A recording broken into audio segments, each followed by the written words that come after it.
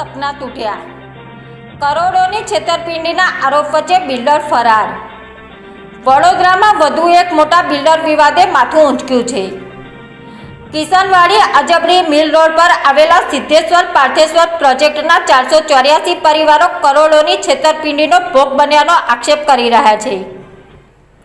પીડિતોના જણાવ્યા મુજબ 5 વર્ષ વીતી ગયા છતાં તેમને પોતાના ઘરનું પોઝેશન મળ્યું નથી। એક તરફ બેંક લોનની ઈએમઆઈ અને બીજી તરફ ભાડાનું ભરણ, જેના કારણે પરિવારો આર્થિક અને માનસિક રીતે પરેશાન બન્યા છે। બિલ્ડર સામે ગુનાઓ નોંધાયા હોવા છતાં તે હજુ ફરાર હોવાનું કહેવાઈ રહ્યું છે।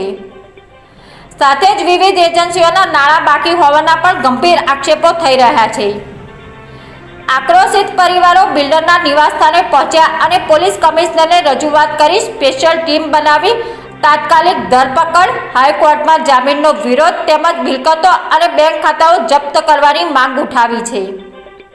હવે સૌની નજર પોલીસની કાર્યવાહી પર છે। શું પીડિત પરિવારોને ન્યાય મળશે કે પછી તેમના પોતાના ઘરનું સપનું હજુ અધૂરું જ રહેશે?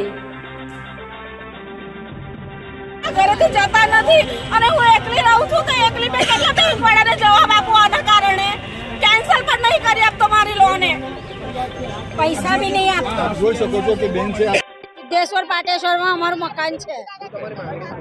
મકાન આલો યા તો મારા પૈસા આલો, પૈસા અમને જોવે છે। મકાન ના હોય તો પૈસા આલે।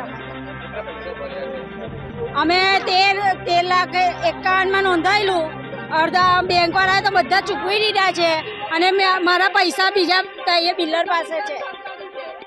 જ્ઞાન પ્રકાશ કુશવાહા છે। મેં પાણીપુરીનો ધંધો કરું છું।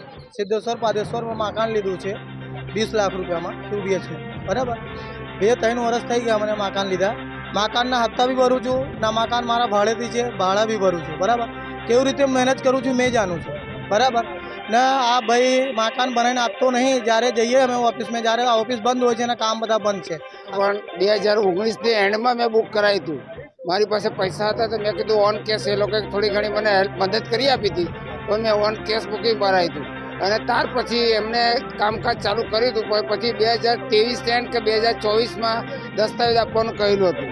2024માં હું જ્યારે ગયો ત્યારે એ લોકો એવું કહે છે કે ના, અત્યારે કોઈ દસ્તાવેજ તમારો થયો નહીં અને તમે જે 26માં અમે તમને મકાન આપીશું। 24માં મકાનનો દસ્તાવેજ બનાવી આપ્યો, હજુ 26 થઈ ત્યાં સુધી મકાનનું કોઈ પણ કામકાજ અત્યારે ચાલતું નથી અને બધું બંધ છે।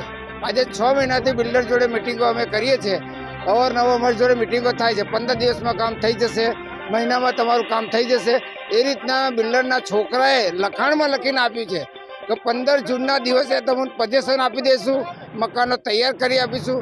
પણ લખાણ આપ્યા પછી કોઈ પણ દિવસનું કોઈ પણ જાતનું કામકાજ થયું નહીં।